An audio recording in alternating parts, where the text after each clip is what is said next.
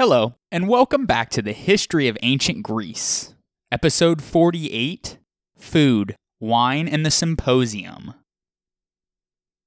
Food played an important role in ancient Greek thought. Herodotus, for example, identified people partly in terms of the food that they ate and what they drank. The Greek authors, including Herodotus, Ctesias, and Strabo, took pleasure in describing the decadence of non-Greek barbarians, in contrast to the Greeks, who stressed the austerity of their own diet.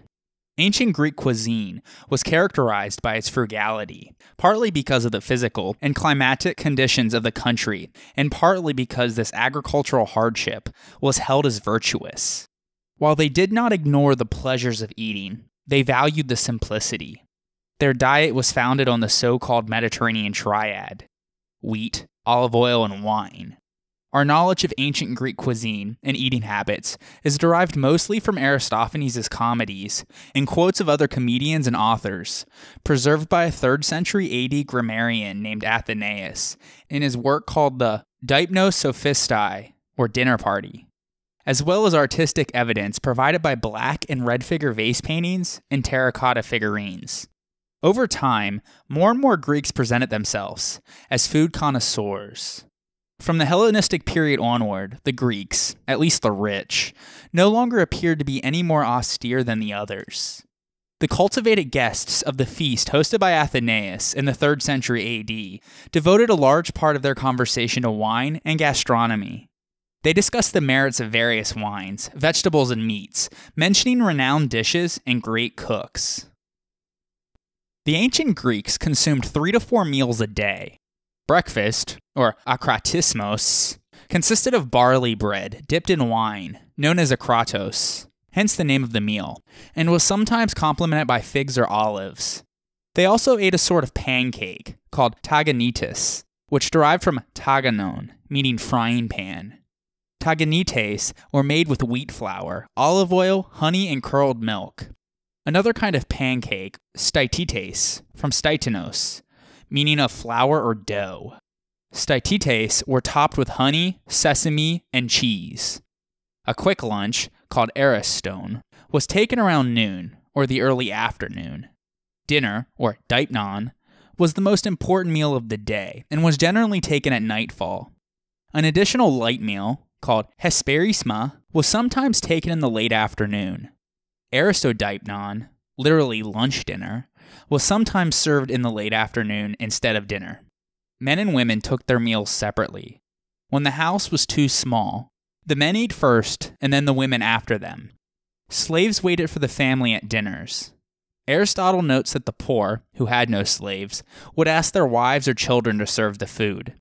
Respect held for the father here is obvious. The ancient Greek custom of placing terracotta miniatures of their furniture in children's graves gives us a good idea of the style and design of how they dined. The Greeks normally ate while seated on chairs, and benches or couches were used for banquets. The tables, high for normal meals and low for banquets, were initially rectangular in shape. By the 4th century BC, the usual table was round, often with 3 animal-shaped legs, such as lion's paws. Loaves of flatbread could be used as plates, but terracotta bowls were more common. Dishes became more refined over time, and by the Roman period, plates were sometimes made out of precious metals or glass. The use of the fork was unknown, though, as people ate with their fingers. Knives, however, were used to cut the meat, and spoons could be used for soups. Pieces of bread, called apomagdalia, sometimes were used as a substitute for the spoon, to soak up the food, or even as a napkin to wipe one's fingers with. Bread formed a major part of the diet, and some variant of it was eaten at every meal. The 2 main grains were wheat, called sitos, and barley, or krithe. Wheat grains were softened by soaking in water, then either reduced into gruel or pounded into flour, called aliata, and kneaded and formed into loaves, called artos, or flatbreads, either plain or mixed with cheese or honey. Leavening was known, and the Greeks later used an alkaline, called nitron, or wine yeast, as a leavening agent. Dough loaves were baked at home in a clay oven, called ipnos, setting on 3 legs. The stone oven would not appear until the Roman period. A simpler method consisted of putting lighted coals on the floor and covering the heap with a dome-shaped cover called panagios. When it was hot enough, the coals were swept aside. The dough loaves were placed on the warm floor.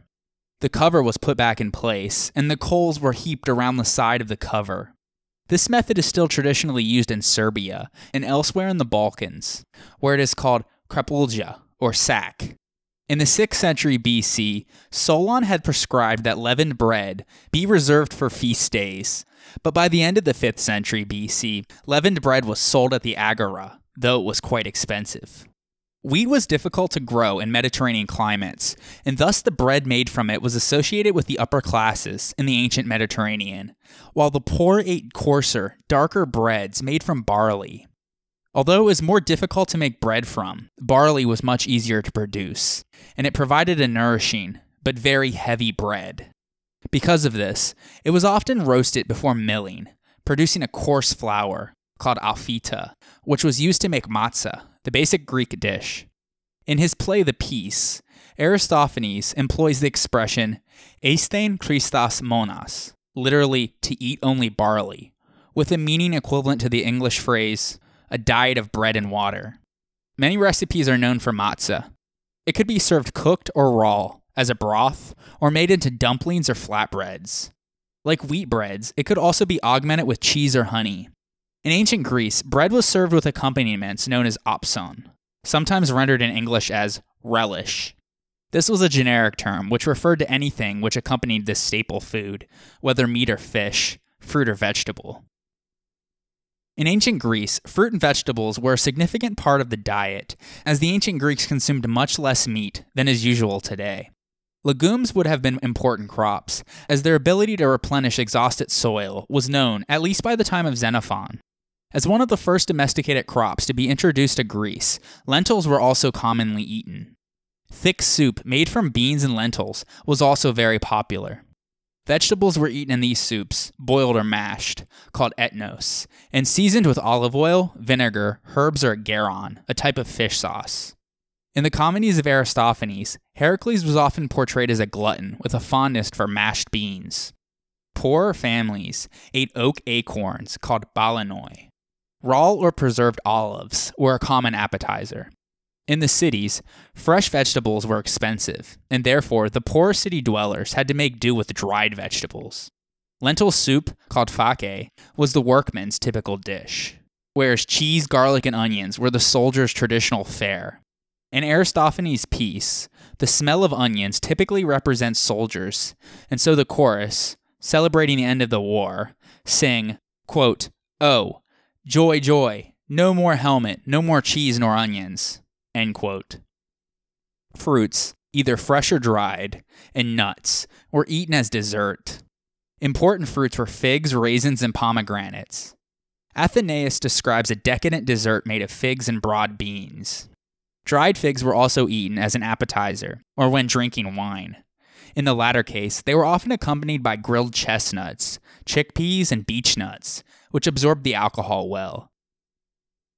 The consumption of fish and meat varied in accordance with the wealth and location of the household. In the country, hunting, primarily trapping, allowed for consumption of birds and hares. Peasants also had farmyards to provide them with chickens and geese. Slightly wealthier landowners could raise goats, pigs, or sheep. In the city, meat was expensive, except for pork. In Aristophanes' day, a piglet cost 3 drachmas, which was 3 days' wages for a typical worker. Sausages were common both for the poor and the rich. Most poor Athenians only tasted goat, lamb, or beef after religious ceremonies, where the sacrificial meat would have been distributed to the people. The Spartans primarily ate a soup made from pig's legs, salt, vinegar, and blood, known as melis zomis, or black soup. According to Plutarch, it was, quote, so much valued that the elderly men fed only upon that, leaving what flesh there was to the younger, end quote. It was famous amongst the Greeks. A Sybarite man once joked, quote, naturally Spartans are the bravest men in the world. Anyone in his senses would rather die 10,000 times than take his share of such a sorry diet, end quote. The dish was served with matzah, figs, and cheese, sometimes supplemented with game and fish. The 3rd century AD author, Aelian, claims that Spartan cooks were prohibited from cooking anything other than meat. In the Greek islands and on the coast, fresh fish and seafood, such as squid, octopus, and shellfish, were common. They were eaten locally, but more often transported inland. Sardines and anchovies were regular fare for the citizens of Athens. They were sometimes sold fresh, but more frequently salted. A stele of the late 3rd century BC from the small Boeotian city of Akraphia on Lake Kopais provides us with a list of fish prices. The cheapest was scarin, probably parrotfish, whereas Atlantic bluefin tuna was 3 times as expensive. Common saltwater fish were yellowfin tuna, red mullet, ray, swordfish, or sturgeon, a delicacy which was eaten salted. Lake Kopais itself was famous in all of Greece for its eels, celebrated by the hero of Aristophanes' Acarnanians. Other freshwater fish were pike, carp, and the less appreciated catfish. In classical Athens, eels, conger eels, and sea perch, called orphos, were considered to be great delicacies, while sprats were cheap and readily available. The ancient Greeks also bred quails and hens, partly to eat them and partly for their eggs. Athenaeus also praises pheasant eggs and Egyptian goose eggs, which were presumably rather rare. Eggs were cooked soft or hard-boiled as appetizers or dessert. Egg whites, yolk, and whole eggs were also used as ingredients in the preparation of dishes. Country dwellers drank milk, called gala, but it was seldom used in cooking. It came almost entirely from goats, though. Butter, called bouteron, was known, but seldom used either, as the Greeks saw it as a culinary trait of the Thracians, of the northern Aegean, whom the comic poet Anaxandridas dubbed butter eaters. Yet the Greeks enjoyed other dairy products. Periate and oxygala were curdled milk products, similar to cottage cheese or perhaps to yogurt. Most of all, goat's cheese, called tyros, was a staple food. Fresh and hard cheese were sold in different shops. The former cost about 2/3 of the latter's price. Cheese was eaten alone or with honey or vegetables. It was also used as an ingredient in the preparation of many dishes, including fish dishes. Of course, there was no sugar in the classical world. Honey, therefore, was very important. One well-known kind came from Mount Hymettos, about 5 kilometers east of Athens. In consequence of their frugality and the diminished regard for cuisine that it inspired, the kitchen long remained the domain of women, either free or enslaved. In the classical period, however, culinary specialists began to enter the written record. Both Aelian and Athenaeus, albeit disapprovingly, mention the 1,000 or so cooks who accompanied Smindri of Sybaris on his voyage to Athens at the time of Cleisthenes. Plato in his Gorgias mentions, quote, Therion the cook, Mithekos the author of a treatise on Sicilian cooking, and Cerambos the wine merchant, 3 eminent connoisseurs of cake, kitchen, and wine, end quote. Some chefs also wrote treatises on cuisine. Mithekos was a cookbook author of the late 5th century BC who is credited with bringing knowledge of Sicilian gastronomy to mainland Greece. Specifically, he worked in Sparta, from which he was expelled as a bad influence, and then in Athens. He earned an unfavorable mention in Plato's dialogue, Gorgias, as we previously noted. Mithekos' cookbook was the first in Greek. In fact, he is the earliest cookbook author in any language whose name is known. One recipe survives from it, thanks to a quotation recorded by Athenaeus. It is in the Doric dialect of Greek, appropriate both to Greek Sicily and to Sparta, and describes, in one line, how to deal with tania, or the red bandfish, saying, quote, Tania, gut, discard the head, rinse, slice, add cheese and olive oil, end quote. The addition of cheese seems to have been a controversial matter. Archestratus is quoted as warning his readers that Syracusan cooks spoil good fish by adding cheese. Archestratus was a 4th century BC poet from Syracuse who was known as the, quote, Daedalus of tasty dishes, end quote. His humorous didactic poem, Hetepathia, or The Life of Luxury, known only from quotations in Athenaeus, advises a gastronomic reader on where to find the best food in the Mediterranean world. The writer, who was styled in antiquity as the Hesiod or Theognis of gluttons, parodies the pithy style of older poets. Most of his attention is given to fish, although some fragments refer to appetizers, and there was also a section on wine. His poem had a certain notoriety amongst readers in the 4th and 3rd centuries BC. It was referred to by comic poets and even by the philosophers Aristotle and Chrysippus. In nearly every case, these references are disparaging, implying that Archestratus' poem, like the Sex Manual by Philaenis, was likely to corrupt its readers, who study it and defile their banquets with such indecency. For those uninterested in sex manuals and fine dining, Orphicism and Pythagoreanism, two common ancient Greek cults, suggested a different way of life, based on a concept of purity and thus purification, called catharsis, a form of asceticism in the original sense. The Greek word askesis initially signified a ritual, and then it later became known as a specific way of life. Vegetarianism was a central element of Orphicism, and of several variants of Pythagoreanism. Empedocles justified vegetarianism by a belief in the transmigration of souls. After all, who could guarantee that an animal about to be slaughtered did not house the soul of a human being?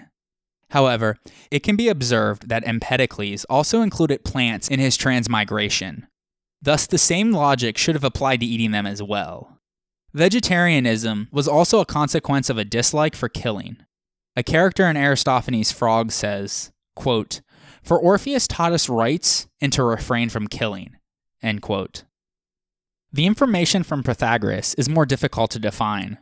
The comedic authors describe Pythagoreans as strictly vegetarian, with some of them living on bread and water alone. Other traditions say that they prohibited the consumption of certain vegetables, such as the broad bean, or of sacred animals, such as the chicken, or selected animal parts. It follows that vegetarianism and the idea of ascetic purity were closely associated and often accompanied by sexual abstinence. In his treatise titled On the Eating of Flesh, Plutarch elaborated on the barbarism of blood spilling. Inverting the usual terms of debate, he asked the meat-eater to justify his choice.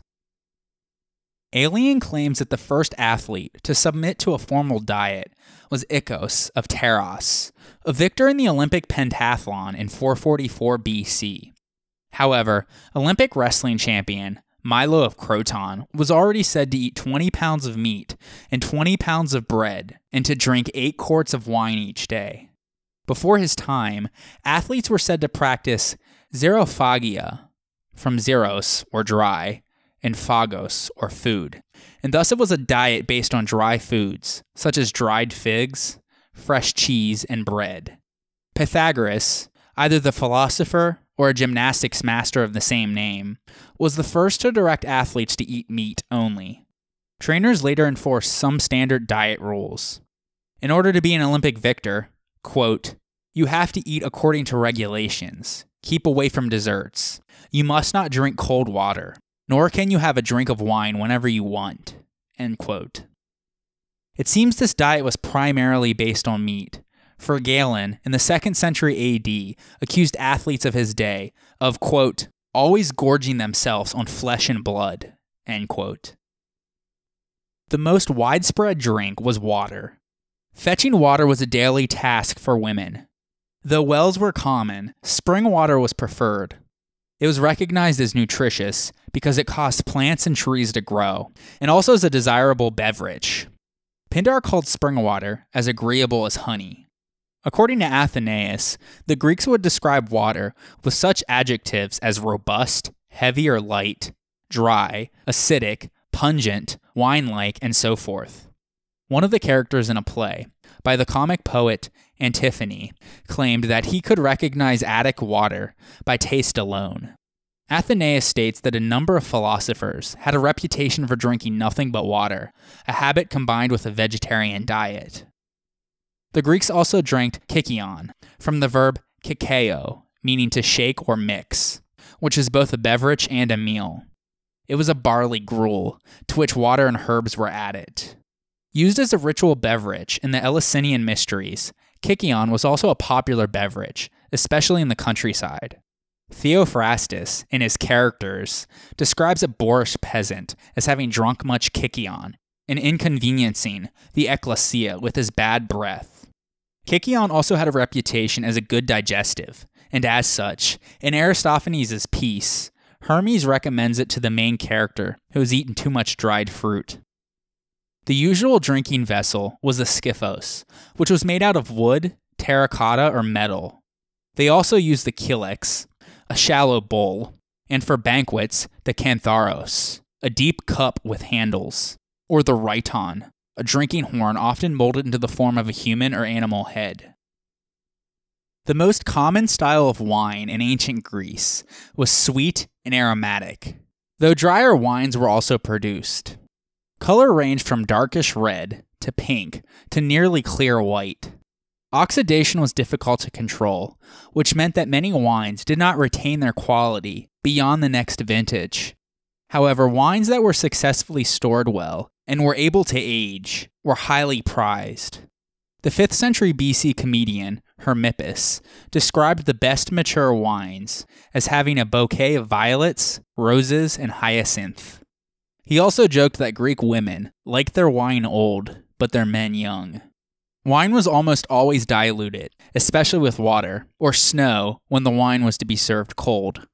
The Greeks believed that only barbarians drank unmixed or undiluted wine, called akraton, and this practice was likely to lead to madness and even death.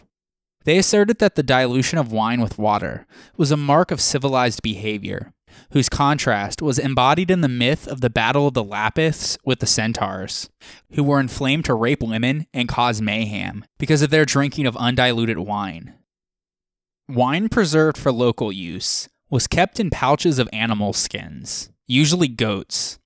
That which was destined for sale was poured into pithoi, or large terracotta jugs. They were then decanted into amphorae, sealed with pitch for retail sale. Vintage wines carried stamps from the producers or city magistrates who guaranteed their origin. This is one of the first instances of indicating the geographical or qualitative provenance of a product. In ancient times, the reputation of a wine depended on the region that the wine came from, rather than an individual producer or vineyard. Like early wine critics, Greek poets would extol the virtues of certain wines and review less favorably those not up to their standards. The wines most frequently cited as being of good quality were those of Chios, Lesbos, and Thasos, and Cretan wine came to prominence later. In the 4th century BC, the most expensive wine sold in the Athenian agora was that from Chios, which sold for between a quarter of a drachma, up to 2 drachmas, for about the equivalent of 4 standard 750 milliliter wine bottles today. A secondary wine made from water and pumice, the residue from squeezed grapes, mixed with lees, was made by country folk for their own use. The Greeks sometimes sweetened their wine with honey, as well as being flavored with pine resin. Aelian also mentions a wine mixed with perfume. Cooked wine was known, as well as a sweet wine from Thasos, similar to a dessert wine. The ancient Greeks pioneered new methods of viticulture and wine production, and as the Greek city-states established colonies throughout the Mediterranean during the Archaic period, the settlers brought grapevines with them and were active in cultivating the wild vines that they encountered. Sicily and southern Italy formed some of the earliest colonies, as they were areas already home to abundance of grapevines. The Greeks gave the name of Onatria, or the land of the vines, to the southern part of the Italian peninsula. Settlements in Massalia in southern France and along the shores of the Black Sea soon followed. The result was a major influence on the ancient European winemaking cultures of the Etruscans, Celts, Scythians, and ultimately the Romans. In establishing colonies in these various locations, there was an expectation that not only colonial wine production would supply their domestic needs, but also create trading opportunities to meet the demand of the nearby city-states. Athens itself provided a large and lucrative market for wine, with significant vineyard estates forming in Attica and on the island of Thasos to help satisfy demand. The grape clusters, vines, and wine cups that adorn Greek coins from the classical times bear witness to the importance of wine to the ancient Greek economy. With every major trading partner, from the Crimea, Egypt, Scythia, Etruria, and beyond, the Greeks traded their knowledge of viticulture and winemaking, as well as the fruits of their own production. Millions of amphora pieces, bearing the unique seals of various city-states and Aegean islands, have been uncovered by archaeologists, demonstrating the scope of Greek influence. A shipwreck discovered off the coast of southern France included nearly 10,000 amphorae containing nearly 300,000 liters, or 79,000 gallons, of Greek wine, presumably destined for trade up the Rhone and Saône rivers into Gaul. It is estimated that the Greeks shipped nearly 10 million liters of wine into Gaul each year through Massalia. In 1929, the discovery of the so-called Vix grave in Burgundy, which had never been looted, included several rich artifacts demonstrating the strong ties between Greek wine traders and local Celtic villagers. The most notable of these was a large Greek-made crater, destined to hold over 1,000 liters, or 260 gallons, of wine. Standing 1.63 meters, or 5 feet 4 inches high, it is the largest known metal vessel from the period. During the 6th and 5th centuries BC, the Vix settlement sat on an agriculturally rich plain and appears to have been in control of an important trading node, where the Seine crossed the land route leading from the Mediterranean to northern Europe. In addition to its significance as a trade commodity, wine also served important religious, medical, and social purposes in ancient Greek society. The mysterious cult of Dionysus was very active throughout Attica and would become immortalized in Euripides' famous play, The Bacchae. 4 festivals were held throughout the Athenian calendar year in honor of the god of wine: the Anthesteria, the city Dionysia, the Linnea, and the royal Dionysia. The Anthesteria was held each year from the 11th to the 13th of the month of Anthesterion, or late February, early March, celebrating the beginning of spring and marking the ceremonious opening of the wine jars, or pithoi, from the previous autumn's harvest. The Anthesteria also held aspects of a festival celebrating the dead, as the KYRIES, or the daughters of the night god Nyx, who are thus female death spirits, were worshipped and allowed to freely roam the city. It's for this reason that some scholars have etymologically connected the name Anthesteria to the Greek verb anathesosthai, or to pray up, in reference to the aspect that during this festival, the dead were believed to be walking amongst the living. Others, however, believe that it comes from the word anthos, or flower, and thus refers to the blooming of the grapevine. Regardless, this was a very old festival. Thucydides even notes that it was more ancient than both the city and royal Dionysia.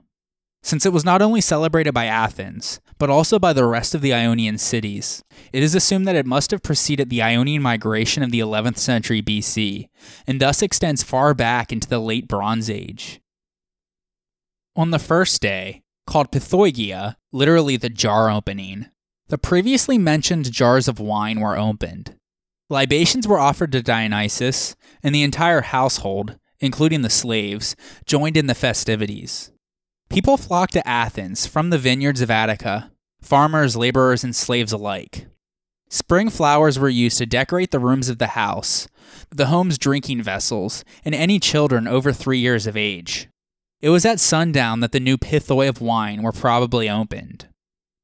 On the second day, called KYRIE, literally the pouring, the merrymaking continued. People dressed themselves merrily, some in the figures of Dionysus' entourage, the satyrs, and paid a round of visits to their acquaintances. According to Aristophanes and his Acarnanians, drinking clubs held contests to see who could drain their wine cups the most rapidly. Others poured libations on the tombs of deceased relatives. It also included what has been described as a rite of passage for little boys who had reached the age of 3, the usual age of weaning. They were crowned with spring flowers and given presents, including miniature versions of the wine jugs, called kois. The giving and the receiving of a child's first jug was a significant event in family life. Infants who died before they could participate were sometimes buried with these jugs, which are often painted with scenes of chubby boys, all but naked except for their amulet strings, playing with small dogs, riding in carts, or making offerings of libations and cakes. The day concluded with a state occasion. A peculiarly solemn and secret ceremony took place in the sanctuary of Dionysus in Limnaeus, or in the marshes, which was closed throughout the rest of the year. Despite the name, there were no actual marshes in the immediate surroundings of Athens, and it was believed that this sanctuary was located in the Bouleuterion in the Athenian Agora. Athens' ritual queen, the Basilina, underwent a sacred marriage, called a hieros gamos, to the god, played by her actual, in real-life husband, the archon Basileus. Precisely what this entailed, and how physical was the public union, remain matters of discussion, but it may have involved intercourse, or it may have not. The Basilina was assisted by the KYRIE, or 14 Athenian matrons, chosen by the archon Basileus. The exact duties of these matrons is also unknown, as they were sworn to secrecy. It has been suggested that this ceremony was a recreation of the marriage of Ariadne to Dionysus, after Theseus had abandoned her during their escape from Knossos. The first 2 days of the festival celebrated Dionysus as the god of wine, but on the third day, called KYRIE, literally the pots, took place a festival of the dead. At the beginning of the day, people would chew the leaves of a species of hawthorn that was thought to ward off ghosts, and the doors of their houses were painted with pitch, indicating that this was a day of pollution. Families celebrated from inside the house. Fruit or cooked legumes were offered to Hermes in his capacity as Hermes Chthonios, an underworld figure, and to the souls of the dead, who were then bidden to depart the festival and the city.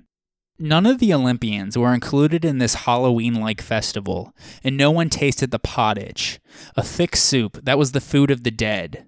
Although no performances were allowed at the theater, a sort of rehearsal took place, at which the participants for the ensuing dramatic festival were selected.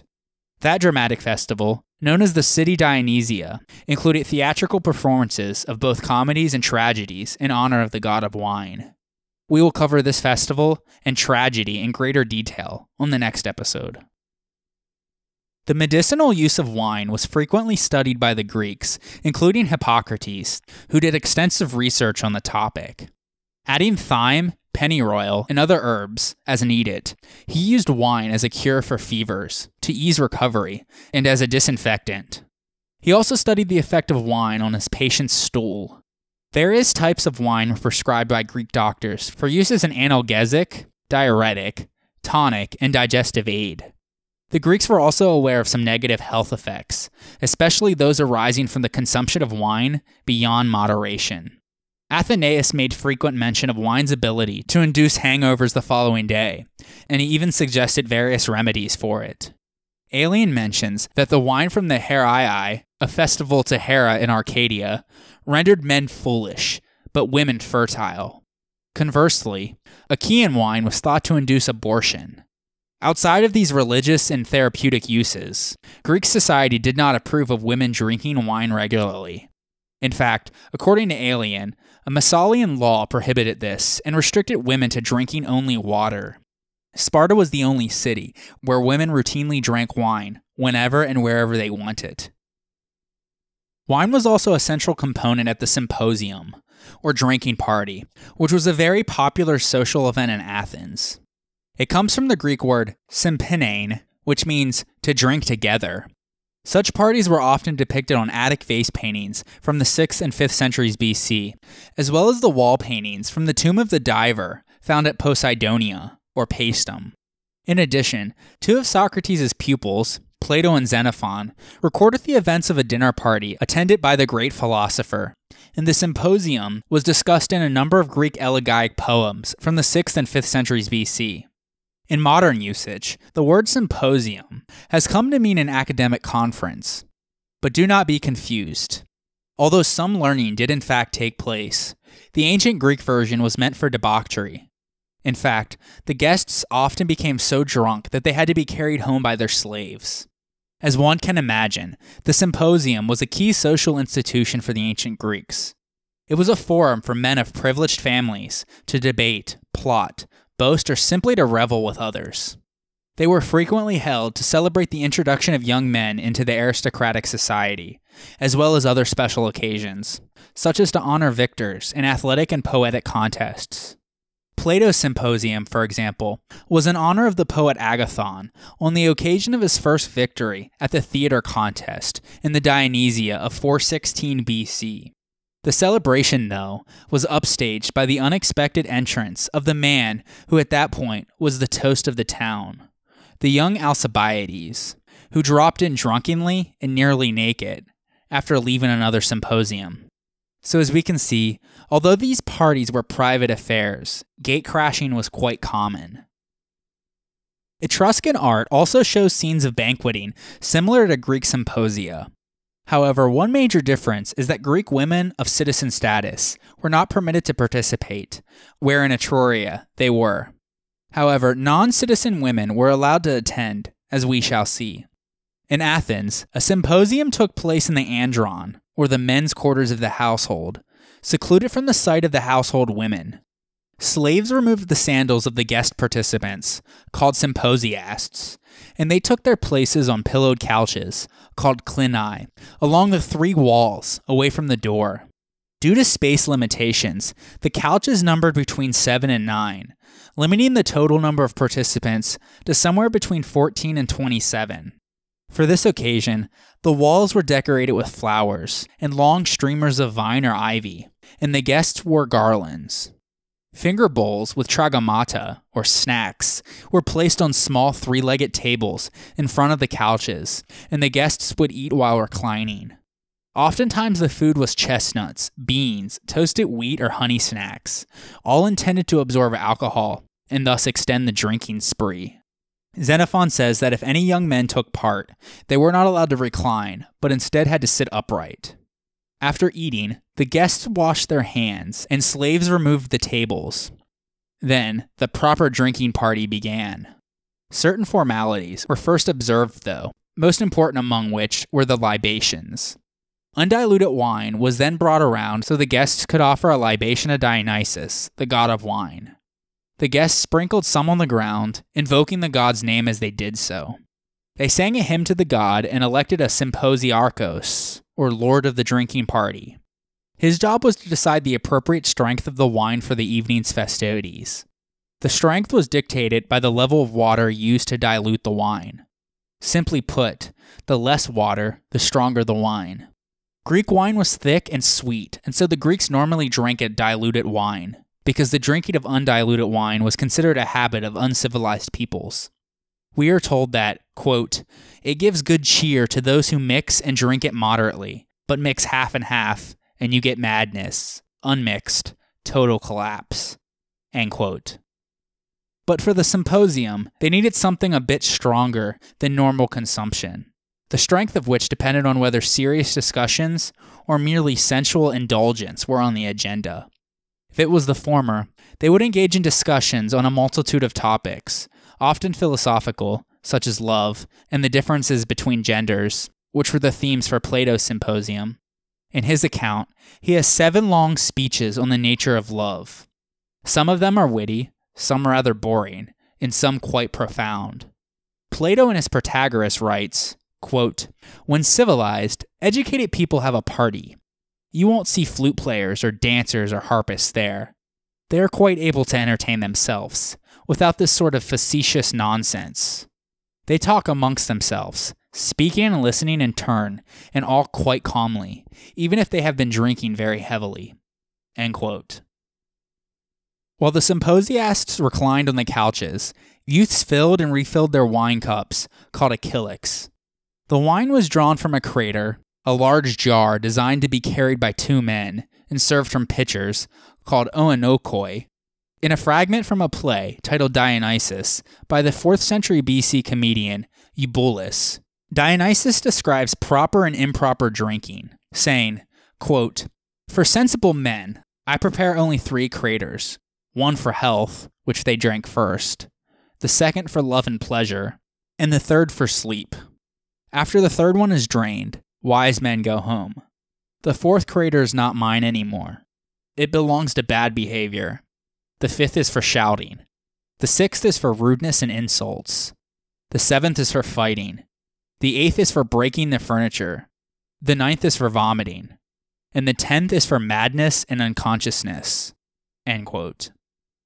This seems like a very accurate description to me, and it's a bit reassuring to realize that some things never change. In keeping with the Greek virtue of moderation, though, the Symposiarchos was supposed to prevent the festivities from getting out of hand, but Greek literature and art often indicate that the 3rd crater limit was not usually observed. The quantity of bowls to represent moderation is a recurring theme throughout Greek writing. If the agenda for the evening was not intended for philosophical discussions, and most likely ended with more than 3 craters having been consumed, and therefore was a bit less civilized, as Plato would say, there were other forms of entertainment that may have taken place.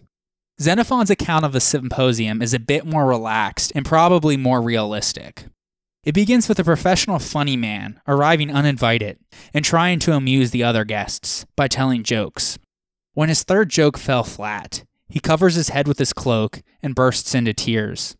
This raises a laugh, and the party goes on. A sort of cabaret is brought on, 2 girls and a boy, who dance and play the flute and the lyre. There are acrobatics too. Xenophon writes, quote, "After this, a circular frame was brought in, with upright swords set around its rim. The dancer did somersaults into the frame and out of it again over the swords, so that the spectators were afraid she would injure herself. But she completed the performance confidently and safely." End quote. While Xenophon describes one particular party, each was likely very different, and the excitement of what the host had planned was probably part of the allure. Although free women of status did not attend symposia, high-class female prostitutes, called hetairai, and entertainers were hired to perform, consort, and converse with the guests.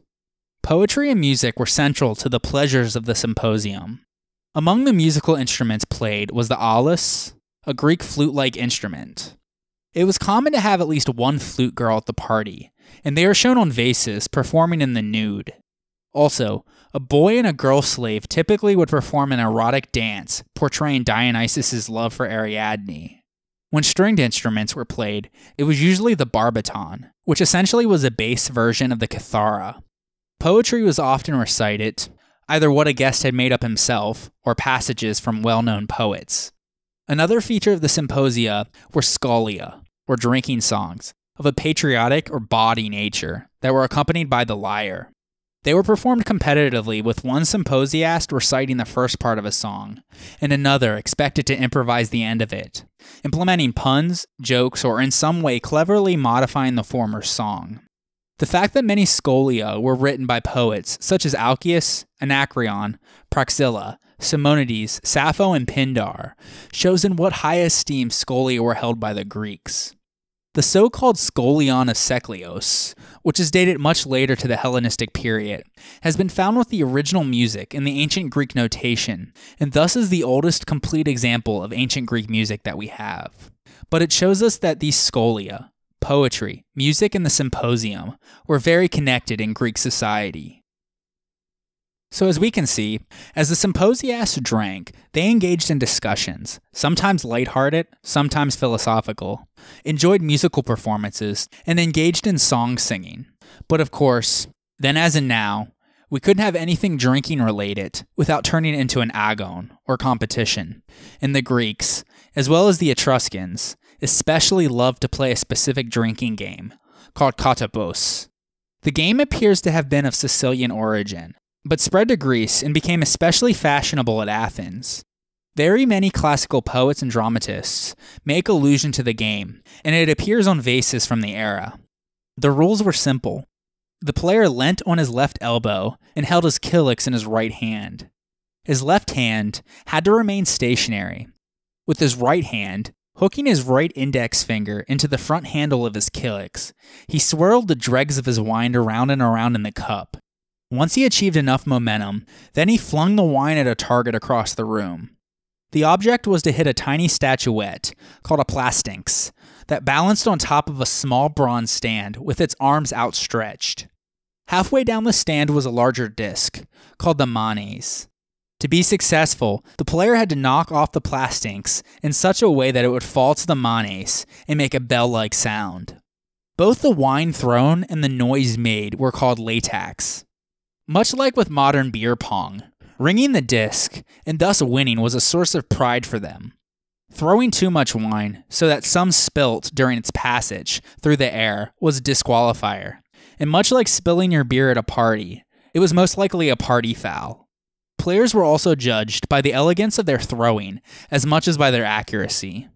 Although the game involved a great deal of dexterity and sheer luck, like all games in which the element of chance found a place, it was regarded as more or less ominous of the future success of the players, especially in matters of love. And of course, the excitement was sometimes further augmented by monetary bets.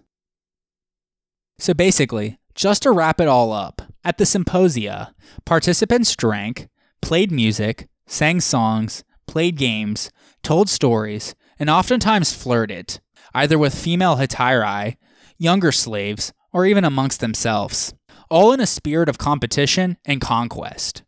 They competed in wit and argument, in poetry and learning, and in eroticism, while strutting their wealth, status, and social solidarity. Some vases and wall paintings show scenes of homoerotic activity, where the emphasis seems to be on drinking and gaming as a preamble to sex. And so that's the Symposium, one of the famous celebrations of Dionysus to come out of antiquity. On the next episode, we will take a look at another example of the pleasures of Dionysus. So join me next time on the history of ancient Greece, episode 49, Theater and the Dionysia.